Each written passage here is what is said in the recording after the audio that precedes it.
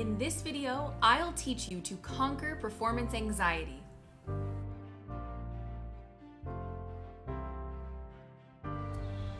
Let's imagine you're walking alone through a forest when suddenly in front of you, you see on the ground fresh, giant paw prints. Without you asking it to, your brain goes into scan mode.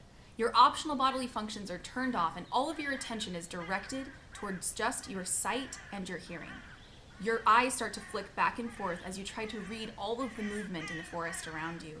Your ears are heightened to every distinct sound, and your body freezes as it tries to figure out what's going on. Next, you start to feel nauseous and maybe a little like you want to pee your pants. Your body doesn't want to carry any extra weight around if it has to run. Your brain starts to flash memories of all of the horrible videos you've seen of bears killing people and cougars ripping people's faces off.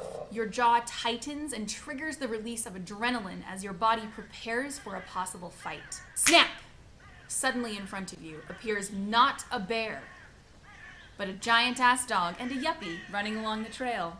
All of this has happened in less than 60 seconds, and although it's a very short amount of time, your amygdala, which is the emotional center of your brain, has already begun to direct the emotional framing of this memory. This is almost exactly what happens when you get up to perform in front of a group of people. But why though? Is public speaking really as scary as possibly getting eaten by a bear? Kind of. But it shouldn't be, and here's how you can fight off that proverbial bear.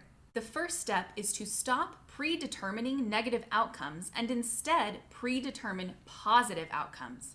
Your brain is an immensely powerful tool, and it has the ability to construct imaginary events in a way where your brain actually can't even tell the difference between something that is imaginary and something that is real. The power of this is that if you are consistently imagining yourself getting up to speak in front of a group of people, and every time you imagine it, you're effing it up. When you eventually get up to actually perform, your brain's gonna go, I've done this before 1,000 times, and every time I mess it up right in this spot, okay, cool, we're gonna do it again. So instead of using this tool to make sure that you always achieve negative outcomes, you need to harness it in order to achieve positive outcomes. Every time you sit down to mentally practice, you need to go through your speech in detail. You need to imagine the faces of the people that you're talking to and them smiling back at you. You need to imagine yourself delivering every line perfectly, and you need to do it consistently. This will ensure that when you actually get up to perform, your brain has achieved it 1,000 times over again, and you're confident in what you're about to deliver. The next thing to understand about performance anxiety is that it's mostly caused by people input overload. When you sit down to talk to one or two people, you're getting messages back from them that you can easily observe and watch while you're speaking. This allows you to adjust to things that you're saying and the tone of your voice in order to make sure that your message is being received by the people listening to it.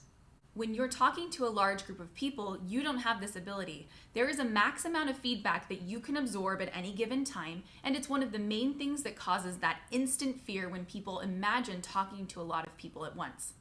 So how can you tell how your audience feels? Unfortunately, there's not a way to do this because you're not a robot.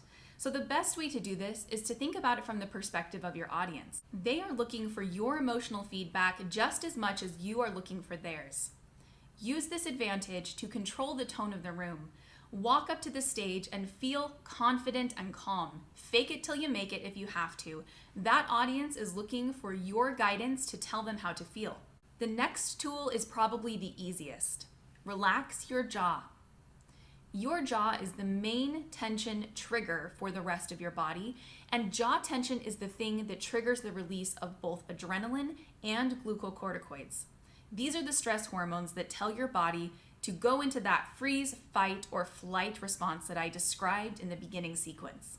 To properly release your jaw, imagine it relaxing not just down, but also slightly forward.